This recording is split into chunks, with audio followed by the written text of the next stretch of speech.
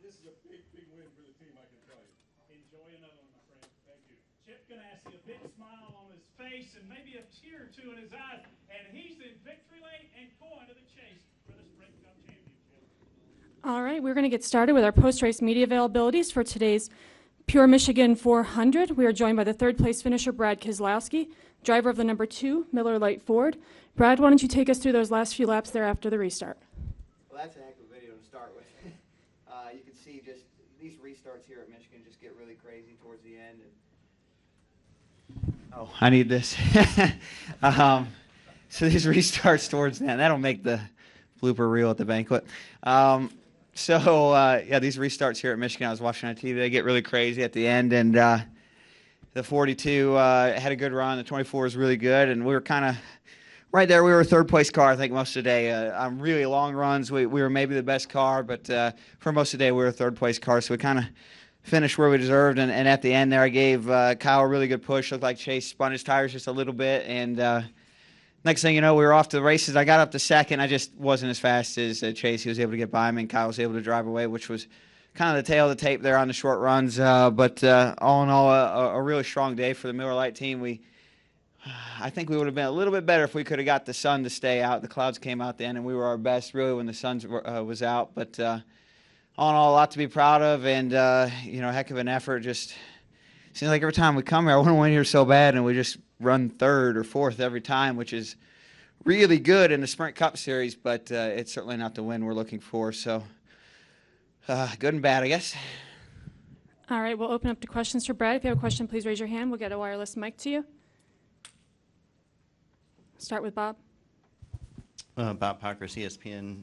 Two questions. The first is, when Larson came into the Cup, did you think it would take kind of this long for him to get that first win? And second, you, Chase Elliott, and Kyle up there battling for top three. How many more years do you think we'll see the three of you battling for wins? Well, I think I'd be speculating to answer both. I don't know really if I could give I don't know really if I could give an answer as to how long I would have thought Kyle would have won. I wouldn't have been surprised if he won in his first 2 or 3 starts, and wouldn't be surprised if it took him 10 years. There's no guarantees at this level. There's too many pieces, and being a great driver alone is not enough to guarantee success. Everything's got to come together. You have to have a lot of good fortune. You got to have a great team behind you, and everything just has to click on any given day for you to win.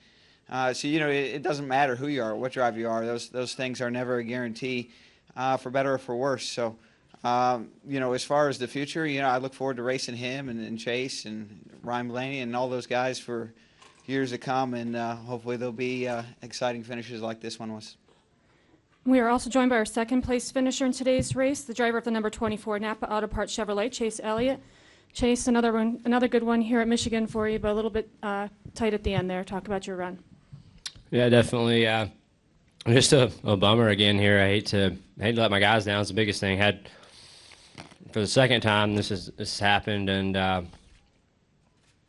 made a mistake earlier on in the race, and I asked my guys to bail me out, and they did, and unfortunately I didn't do my part again. So that's a couple races in a row, or in just a few short months here at this place that we had a really good car and had an opportunity, and that's one thing I try really hard to do, is to make the most of opportunities when they're presented, and obviously I didn't do a very good job of that here both trips. So just need to rethink, try to redo my restarts a little better.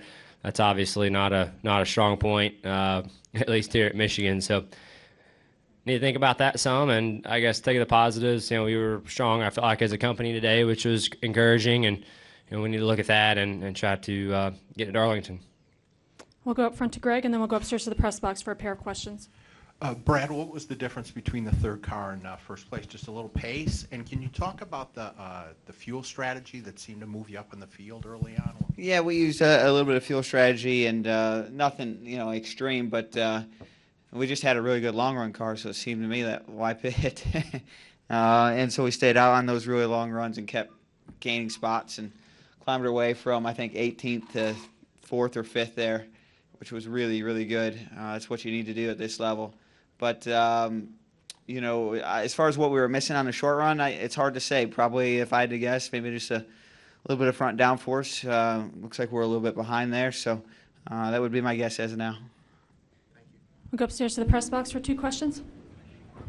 Lee Spencer, motorsport.com for Brad. I saw you in victory lane. Was Kyle aware that you were the one that pushed him and kind of gave him that thrust out in front so he could take the lead?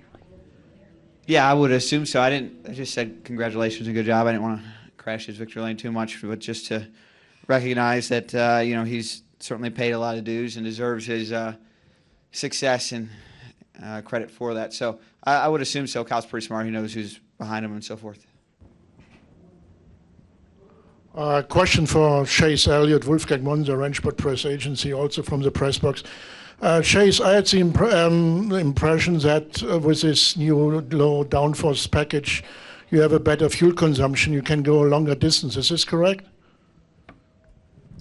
That's a good question. I mean, I guess you might a little bit here or there. I don't know that it has to do so much with that as it does with other things that we're dealing with as far as changes in the motor and the things the engine shop does to try to improve power is obviously trying to find the balance of how much power you can get and also have good fuel mileage. So I know all the engine builders are on a fine line there. So I think it more falls on that side of things than it does our downforce package.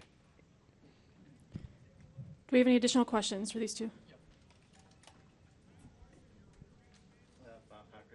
And Chase, are you frustrated? Are you disappointed? I mean, how do you kind of move on from something like this? Yeah, all the above, for sure. I'd be lying if I said I wasn't. If I wasn't, that meant I didn't care. So for me, you just have to try to take the positives out of it. Recognize an issue when you see one. There's only one way to fix it, and that's to hit it head on. So no need in hiding from it. Just try to fix it and hope that you have more opportunities to improve and to show that you can do it down the road. Like Brad said a minute ago, there's no guarantees in life. There's certainly no guarantees in racing, and you just have to recognize that and, like I said, hit the problem head on. The only way to fix it is to keep doing it in race conditions, correct? No way really you can practice it. Yeah, I mean you can go practice it, I guess, if you wanted to go rent a racetrack and just sit there and restart all day long, if you wanted to, I guess, but. No, you're not going to recreate those scenarios or the things that are going on or what the people around you are thinking when something like like one of these cup races are on the line. So that's just a part of life, man. You do have to put yourself in those situations more often in order to see how you're going to handle them and how you can fix them moving forward. So I think my guys did a really good job of that. That's the biggest thing I'm frustrated with is. I hate it for them more than I do for me. They absolutely bailed me out a couple times today. I asked them to, and they did, and they got us the lead back. And that's tough to do. So they certainly deserves it. Brad, Mike, at the Free Press, your home track, did the package work? If so, yeah, why? If not, why? Yeah, I think this package is pretty strong. I like it a lot personally, but it's not entirely my decision, and it's not perfect. That's for sure. There's a lot of stuff to still work on, but I think it's a small improvement in showcasing driver talent to be able to win races. I think the guys that ran up front today absolutely drove their butt off. I saw Kyle and I saw Chase and everybody, and their cars are sideways and sometimes smoking the tires through the corners, and I think that's what this racing's built on, and I think that's a good direction to go towards. So I've been a big fan of this package all along, and hope to see it move forward along with some other projects that the sport's working on to continue to improve the quality of racing for our fans and for the future of our sport. Taylor DeSormo from MLive. Chase, you finished in the top 5 in both of these races at Michigan. What makes this track special for you? I don't know that it's any different than the rest of them, really. For me, I just think we've had 2 good cars here. I think my guys did a good job of seeing this new aero package and trying to adjust the balance aero-wise and find a good spot, a happy place to come to the racetrack with it. I think they did a really good job of that 2 times in a row.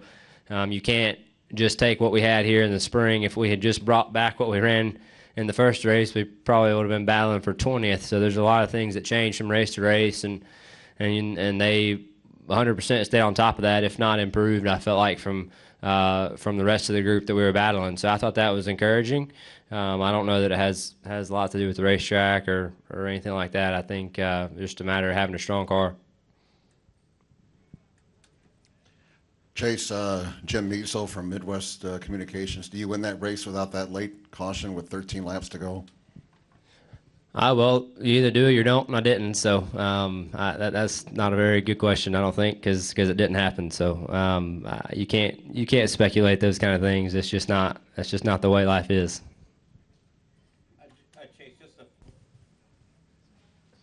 Just to follow up on the earlier question about this track, your dad was so good here. He won 7 times.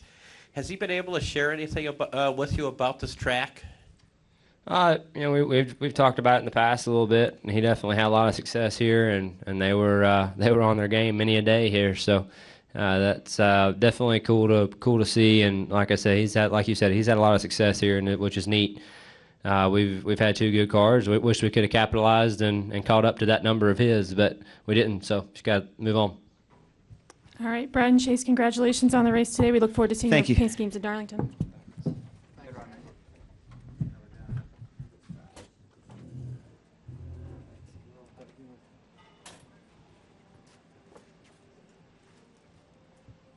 Continue on with today's post-race media availability for the Pure Michigan 400. And Michigan International Speedway each year awards the Michigan Heritage Trophy to the winning manufacturer. The trophy renews a fun rivalry between the automakers and serves as an iconic reminder that Michigan International Speedway is the manufacturer's racetrack. And today, we are joined by Jim Campbell, U.S. Vice President, Performance Vehicles and Motorsports for Chevrolet, the winning manufacturer of the number 42 Target Chevrolet. Jim, what does this mean for Chevrolet to be able to take this trophy home and put it on display? Well, this trophy is pretty special. It was designed by students at the Center for Creative Studies, which is a pretty famous school in Detroit, and it's a place that we recruit a lot of great designers for our company. So pretty special in its background, and I do think this is a great place to have a trophy that is for the manufacturers. It's really fun amongst all 3 manufacturers.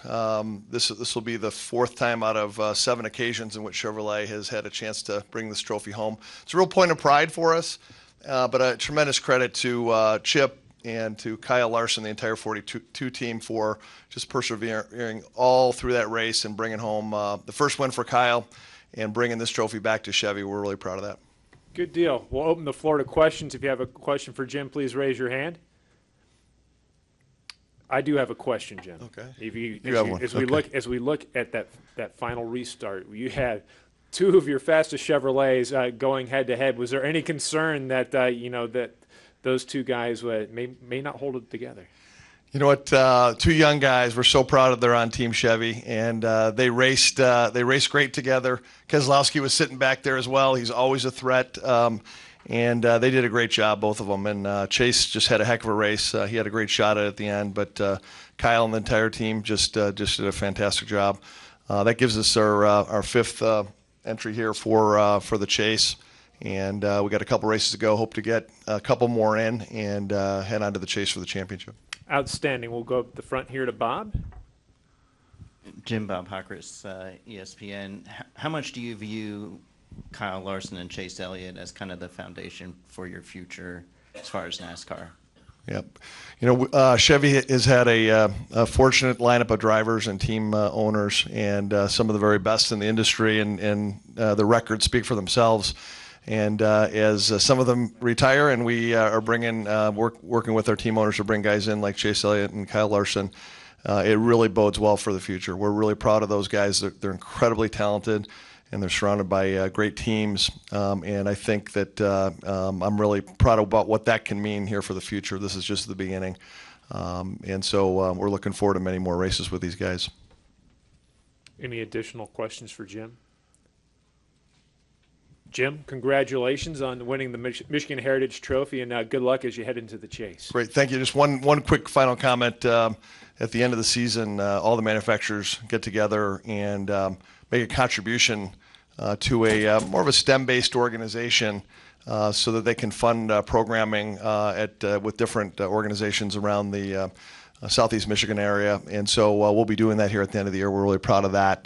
That's really the exciting part, because amongst those students may be a future race engineer or driver that may someday come and compete in a series like this. So we're looking forward to making that decision as well. That's great news. Congratulations. Thanks.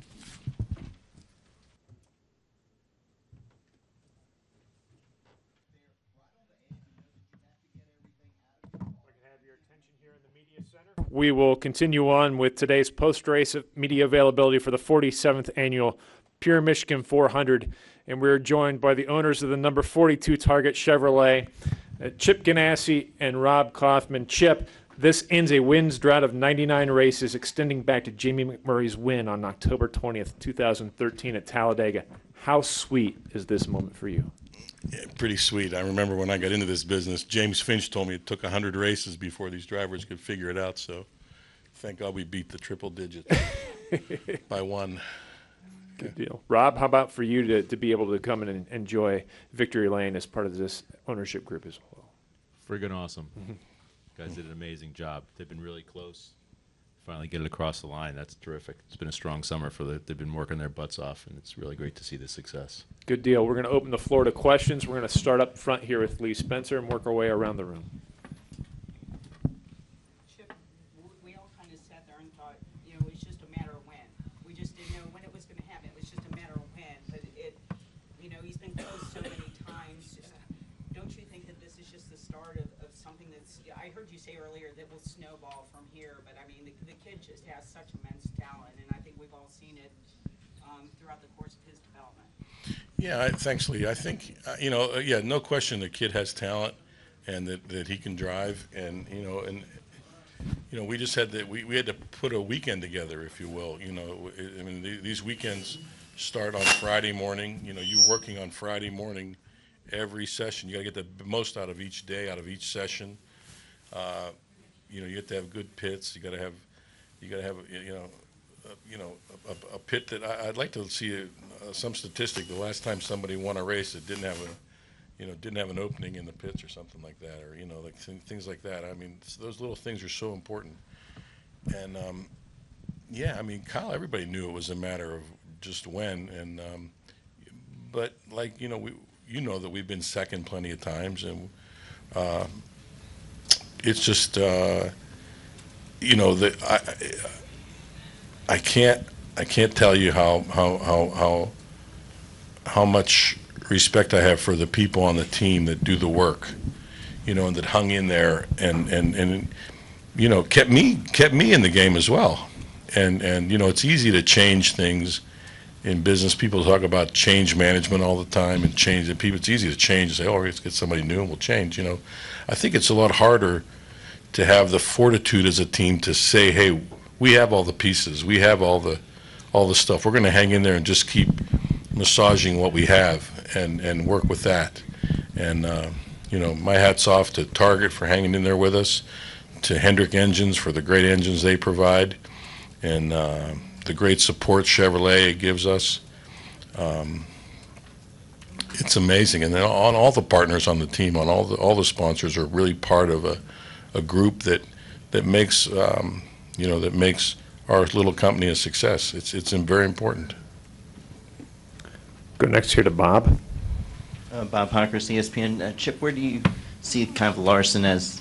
I mean, do you see him as kind of the foundation of the future of your NASCAR program? Bob, I think as you know, I mean, I think I know this. I've developed a great relationship with Kyle, and when he came to our team, it was people say, well, he'll hang around for a couple years and then he'll go to a team where he can win, and that wasn't the case at all. And we had his contract came up one time, and I said, "What do you think about these other teams they're talking to you?" And he said, I'll never forget. He said they all had a shot at me the first time around. They passed, and so, to say he's the foundation of the team, sure. I mean, any time you have a young guy come along that's winning, can win, you want to rally around that. But it takes a lot of things these days to build your team and keep your team together. And I can tell you a day like today goes a long way to being the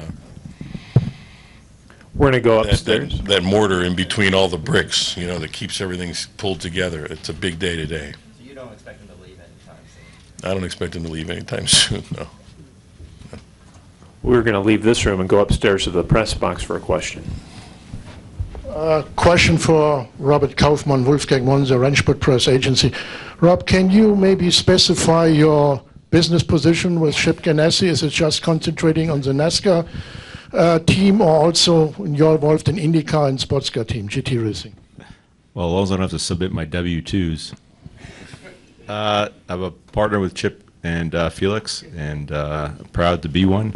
I'm partners in all the businesses. The IndyCar team is separate, and that's probably as much detail as this is about Kyle and the team winning, not about my financial position. But thanks for the question anyway. Thank you for the answer. Any additional questions downstairs for these gentlemen? Go back to Bob. What would it mean, Chip, if you can get both cars in the chase right now? It looks like Kyle Larson or McMurray's. Yeah, I mean, that's obviously our goal. You know, that was the goal at the beginning of the season. So we're, you know, we still have some work to do there. I mean, we got Jamie in, but just by the skin of his teeth. So we'll, you know, we got to keep working at that with a few to go here. You know, 2 to go now, right? Yeah, yeah. I mean, that's what we do. You know, that's what we try to do every day, and you know, that's what we work towards, and that's the goal. Yeah. That's been a while. I mean, I'm trying to think when was the last time you had 2 cars in the chase? It's been a while, like never. Right. That's a while. Never's a while. Yeah. Yeah. Go to the left, the mic. Chip, Mike at the Yes. Free Press. Kyle showed a lot of heart on the racetrack, and he showed a lot of heart afterwards with his dedication to Brian, who drove for you at one point. He's a class act. What did you think of you know, his words? That's Kyle. You know, I mean, it's the same thing. Whether it's his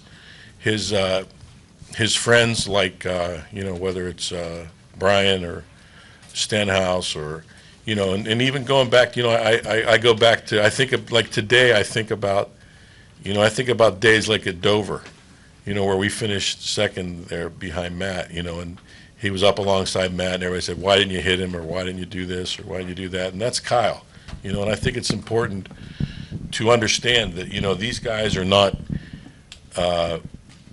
you know, robots. You know, we want to cookie cutter them all into saying, you know, he's this and this guy's that and this driver's that and this team is this and this team is that, and it's really, they're all different. They're all different. They're all different personalities, and I couldn't be more proud of how he's developed over the last couple years in Cup and you know, in the series. Yeah. Any additional questions? Come back to Lee. Kyle thinks he's got a really good shot in the chase. The track's coming up for him. Yeah. What does Ganassi Racing have to do as an organization to support that quest? Yeah, that's a good question, Lee. We have to dig deep. We have to dig deep and work hard, like every other team's going to be doing. You know, like you said, he thinks those are good tracks for him. We think they're good tracks, and you know, he's shown before he knows his way around Miami, so that's always good to be good at the last of the final track. And you know, he's a shootout kind of guy, and a lot of those races turn into shootouts.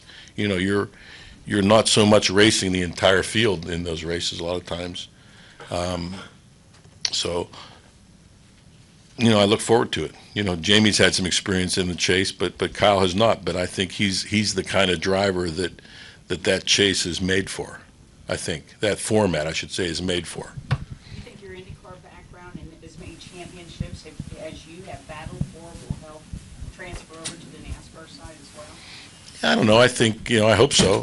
I think anytime that the organization does well, there's some rub off to the other groups within the team, and you know, it's down to the people, and you know, we're very, very fortunate to have great people on the team.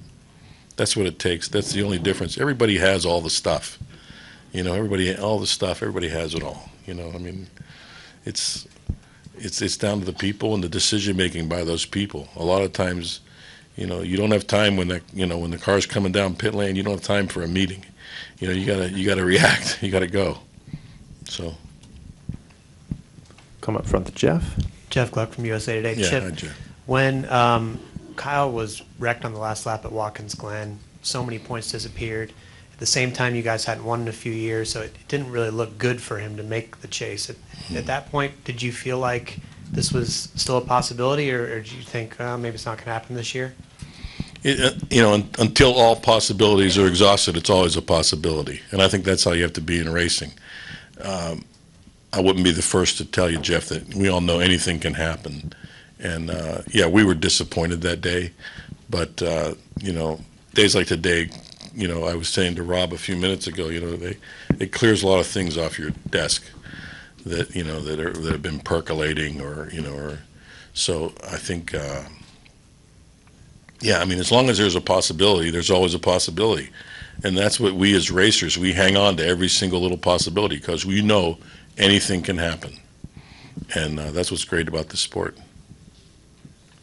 Gentlemen. That's your quote. A million things can happen, only one is good. Right. Well, gentlemen, we hope many good things are to come for this race team, and congratulations again on the win. Thank you very much. Thanks, everyone. Congratulations.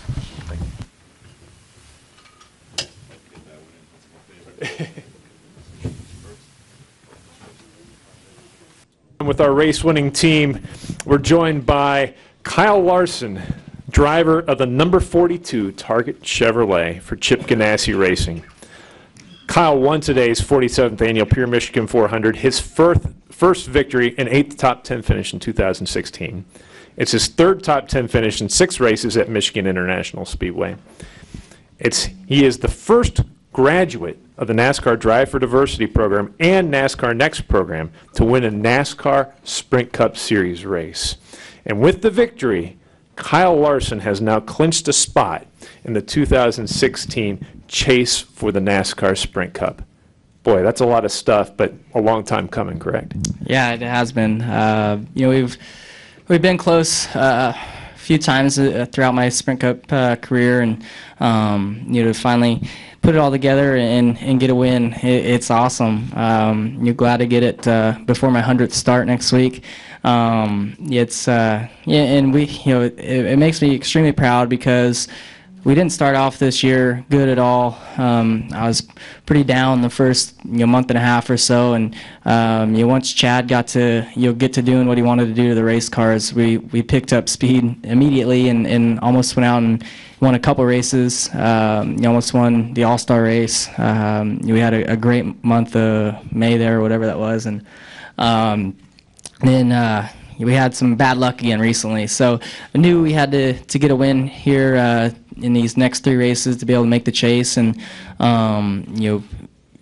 thought Bristol last week was probably gonna be my shot to get a win out of these last handful of races, and had bad luck there, but they gave me an awesome car here. We didn't change hardly anything. I felt like anything we changed really we went back on throughout practice, and then was able to get it done here today. I made a few mistakes early in the race, had a bad start. Chad wanted to take 2 tires at first stop, and I slid through a couple of pit stalls, and we had to take 4, and just kind of had to relax and knew we had a good car. Had a close call when Kyle Busch spun. Once we settled down and started clicking off positions there in the green flag run and got our way to the top 5, I knew if we could get a yellow, we would have a shot at getting to the lead, and we did that. Then we had a not so good final pit stop there and under green, and Chase got by me, as well as Harvick and Keselowski, and had to work by Harvick and Brad, and Chase was gonna win. Had that last caution that come out, and that final caution, I was hoping that Brad would stay with me, and he did, and Chase and I both spun our tires really bad. We both had them lit up down the front stretch, and I just got a better push than he did, and Brad stayed with me. He probably could have pulled down and maybe got to my inside, and we could have raced, but he gave me a nice push and got us to win. So super happy. Glad we're in the chase. We got some awesome racetracks in the chase, so we'll have a good shot at getting to the final 2 rounds for sure, if not the final round at Homestead. We're also joined by crew chief Chad Johnston. And Chad, Kyle described that final restart. How nervous were you on that final restart there? I wasn't too nervous. I thought that was our only chance to win was when the caution came out, and I knew that, on the previous restart he'd done a good job, and we'd talked about it before the restart that the race was going to be won on that final restart through 1 and 2, and he did everything he needed to do. Like he said, both cars spun the tires, but he gathered it up and maintained his composure, and ran the best 8 laps of the race. And finally finished one off. So it feels good to finish one off. Like you said, we've been fast a lot of times this year, and things haven't went our way, so it was nice to finally get one to go our way. Outstanding. We're going to open it up to questions. If you have a question, please raise your hand. We'll get a wireless microphone to you. We'll start up front with Jeff. Jeff Gluck from USA Today. Kyle, I think you said that you had tears in your eyes the last few laps. Could you see okay, first of all? And second of all, Is that an Asian joke? Oh, man, we're in trouble here.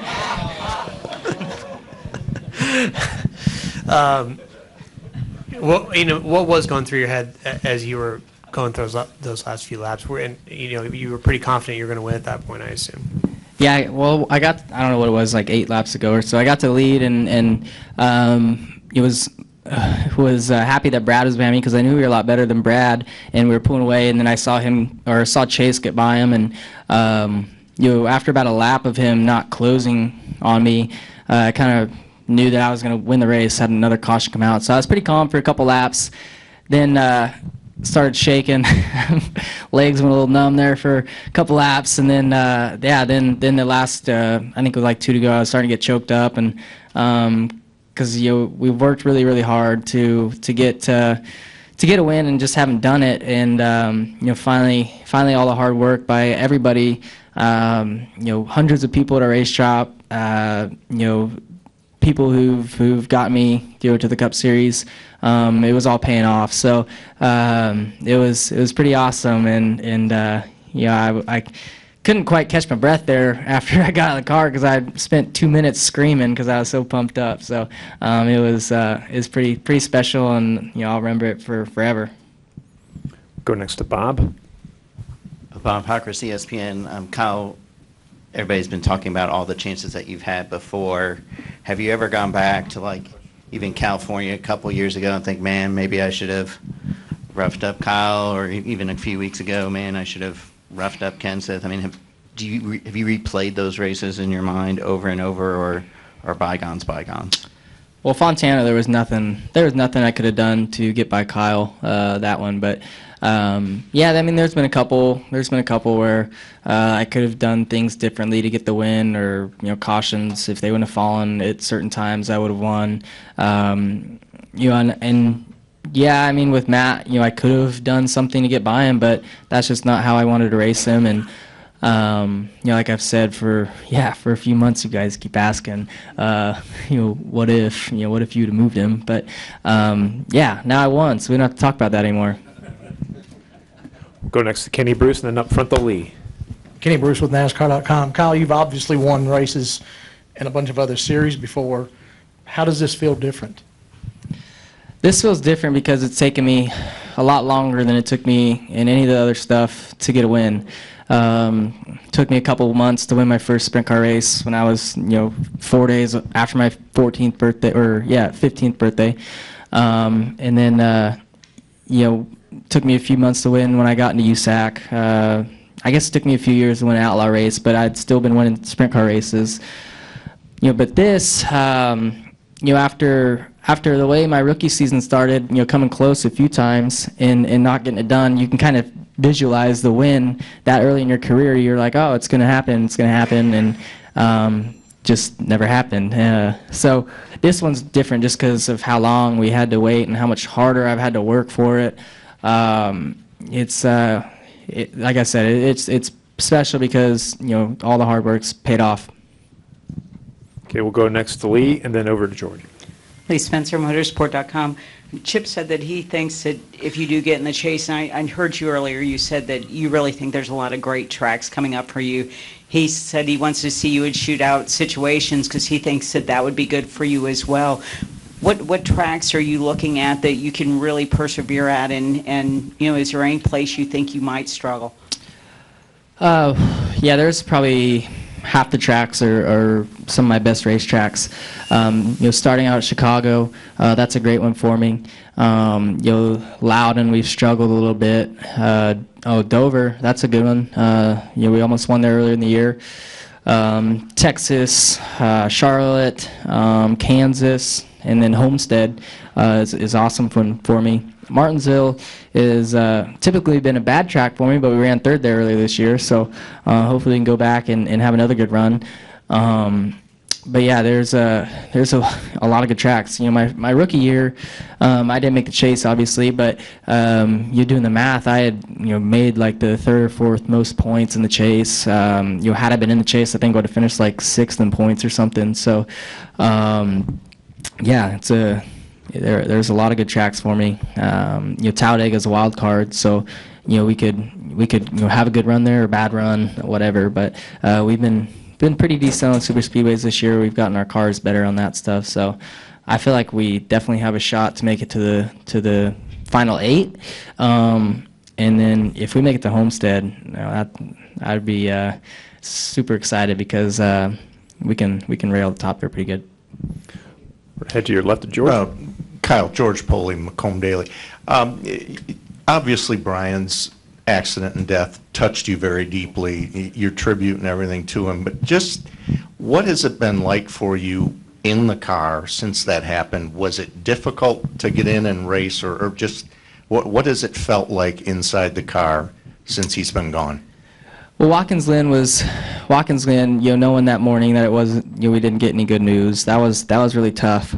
Getting in the car there, but Brian was going to race 200 times this year, so he would want us to race, and this is our job, and we love doing it. He loved doing it, so it's not hard to get in a race car, and especially we're extremely sad and still are sad, but after hanging out with the Kauffman family and his fiancee Lauren at Knoxville, seeing how well they were or how strong they were being really helped all of us, all their close friends and stuff. So yeah, you hate it. You hate to see anybody go in racing, but especially somebody like Brian, who's touched so many people and done a lot for a lot of people, charities and stuff like that.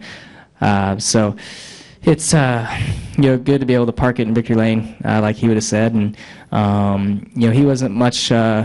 He didn't like people doing burnouts and stuff like that, but because he wanted you to act like you've been to Victory Lane before, but I hadn't been to Victory Lane before, so I was going to do some burnouts. We're going to throw it upstairs for a couple questions, and we'll come back down here. Kyle, this race in Michigan has really kind of evolved into an ebb and flow race a little bit. And it's not coming down to the final, 10, 15 laps that we really see some decisiveness. And is this becoming a characteristic of a Michigan race, or is this just a result of the new, aerodynamic package? Yeah, this race has been, since they repaved it, there's been a lot of cautions and stuff. So it's always kind of a crazy race, just because you got to be on your toes on restarts and stuff, and then it also is kind of hard to pass here, but luckily enough our car was really good today, so we got in traffic a little ways and could pass some cars. But all these races are tough. You got to be perfect every single race to be able to get wins, and we weren't perfect today, or I wasn't perfect today, but we were still able to get it done. So I always enjoy coming to Michigan. We've always had speed here in the 3 years I've ran, and wish we could come here more often. Got an additional question upstairs? Chris Knight, CatchFence.com. Kyle, in 2014, in the first 5 races of the chase, you had a finish no worse than 6. Do you guys feel like that the team right now is capable of duplicating that again? I think we're actually better than where we were then. We've been working really hard, and this is about the time of the year where we get better normally. And you want to sit there, Owen? You want to sit there? But that was a hell of a run though, that my rookie year, to start the chase. I think I had like back-to-back seconds and thirds and stuff like that. So we need to have runs like that. But those first couple rounds, you just got to be consistent, not have any bad luck, and not lose any points. So I'm sure it'll be stressful when we get to the chase, and you race a little bit differently. When you're in the chase, I think, than when you're somebody that's out of it and has nothing to lose. So I don't know, but we're gonna try our best to get a couple wins and advance into the rounds. We got one more question upstairs. Question for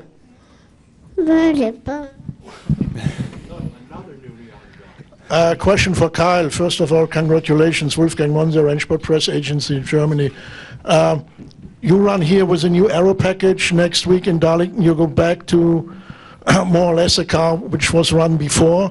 Is this difficult to set up the car then for Darlington, or when you compare to the new aero package? And you mentioned traffic. How is the behavior of this new aero package in traffic?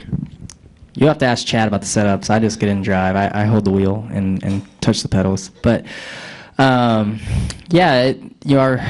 car, with the lesser downforce that we had here at Michigan, it's harder to drive because your entry is looser. It's better to drive because you're off throttle and going a little bit slower in the corners. But going next week to Darlington, that track is so elbows up and intense and tough, that I'm glad we don't have less downforce there next week, because it's already a handful. So it should be a good race, though. You'll love going there. 1 and 2 is extremely hard to run, and then 3 and 4 you can kind of run wherever you want. So looking to have a good run there again, and we've been good there so far in my Cup career. I think I've got 2 top 10s there in Cup, but we've got speed to get wins now. Obviously the Gibbs cars are still the ones to beat when you have the 16 package. They're a little bit slower with the 17 stuff, so we've all got work to do, but we've been working hard and getting better and better each week. We're going to come downstairs to Greg. Kyle, just a quickie footnote. Did the groove get wider today at all? They did a lot with the Dragon for 10 days and so forth. I was just wondering if the groove was any wider at all, noticeable. I didn't think the Tire Dragon did anything, so that was kind of disappointing. I don't know if they need to, I don't even know what compounds they use for that thing, but I almost think they need to use a softer compound when they come lay rubber down, that way it sticks better to the racetrack before we get here. But today, the groove looked pretty narrow. It had rubbered up to the bottom from the truck race, but it got a little bit wider. I saw a few guys trying to work in the top. Casey Kane was getting the top going all right. It looked like Chase could kind of run up there some. But I was better just running the same line I've ran here forever. Everybody kind of runs the same line through 1 and 2, but I thought I was able to run the bottom a little bit better than most people through 3 and 4 for a while. As that got rubbered in, I got a little too tight down there. And it kind of went back up a lane, and it was able to split the seam in 3 and 4 a little bit and get grip. But it didn't widen out a ton, but this place hasn't really widened out much since I've ran here. It was pretty normal today. We're going to come over here to Bob and then over to Lee. Bob Pockers, ESPN. When Chip was in here, I asked him, and he was talking about how kind of when you first got to Ganassi, a lot of the talk was, well, be at Ganassi for a few years and then go somewhere else to do a lot of things. That was the kind of the vibe. And so he kind of indicated that he doesn't plan on you leaving for a long time. Curious, what makes you think this is the place for you? Well, Chip, I owe everything to him for why I'm here today. I was just racing sprint cars and midgets 2011 in Indiana, and him and Mike Cole noticed me and got me signed up later that year. And so I've got a ton of respect for them, and love racing for their organization. I kind of like being the underdog, I guess you can say. our team isn't up there, isn't considered with Hendrick or Penske or Gibbs, so we're right below them. But I like that, and I think everybody at our race shop likes that. I think they work, it kind of drives them to work harder, and push the limits of building faster race cars. And Chip's a great car owner.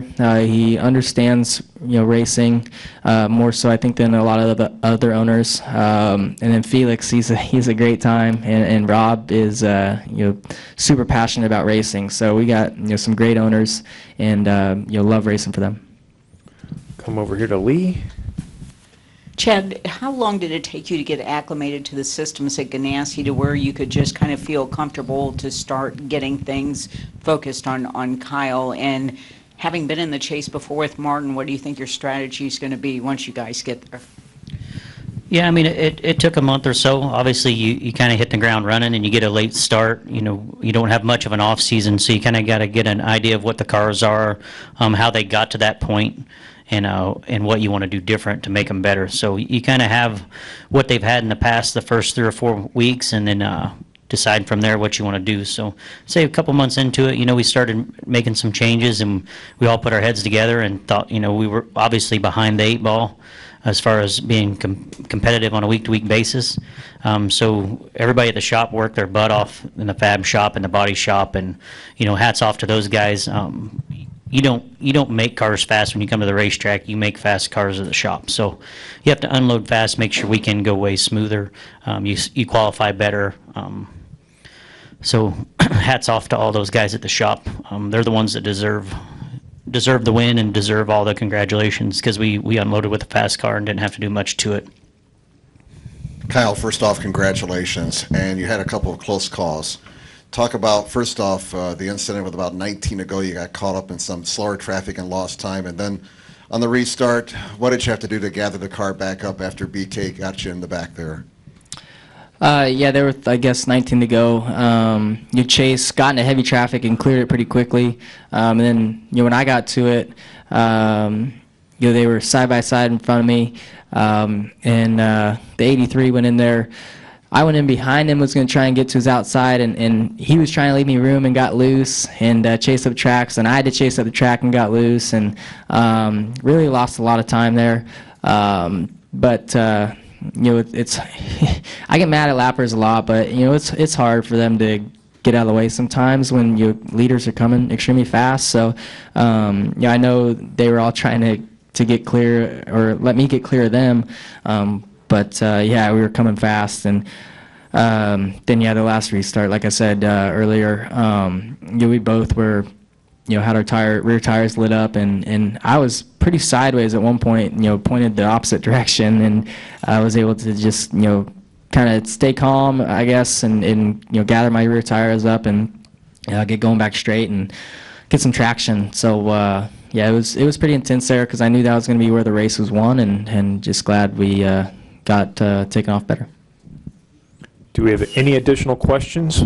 Let's get a microphone to Kenny, please. Kenny Bruce with NASCAR.com for either Chad. It doesn't matter. But the last pit stop,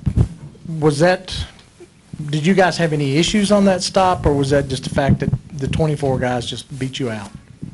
Yeah, I mean, I thought that the stop was a little bit slow. The biggest thing was the 2 had pitted a few laps before us and took 2 tires for the track position. The 4 had pitted a few laps before us. We kind of pitted on the lap we needed to pit on to make it to the end. It's hard to talk yourself into staying out 2 more laps or 3 more laps when you know those guys are gaining lap time and track position, with each lap. But the worst thing you can do is let them force your hand and then run it out of fuel at the end. So we stood our ground and we pitted when we needed to pit, and just lost a lot of ground to Chase through lap traffic and racing the 2 and the 4. So we needed that caution, obviously, at the end to compete for the win. We did a good job of running them back down until we caught that group of 3 cars, I think the 6 and the 83, and then another car, and then lost everything that we had gained and then some. So, we needed that last restart, and, Kyle did everything he needed to do to have the lead off of 2, and we knew that whoever had the lead off of 2 was probably going to win the race. Say something. What's the cat say? What's the cat say?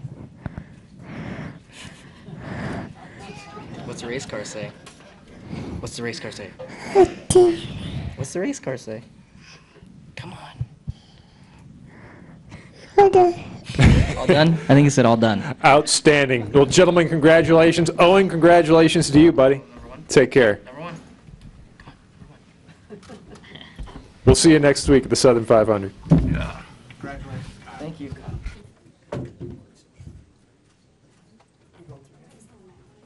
What's that? He's going to stay up here.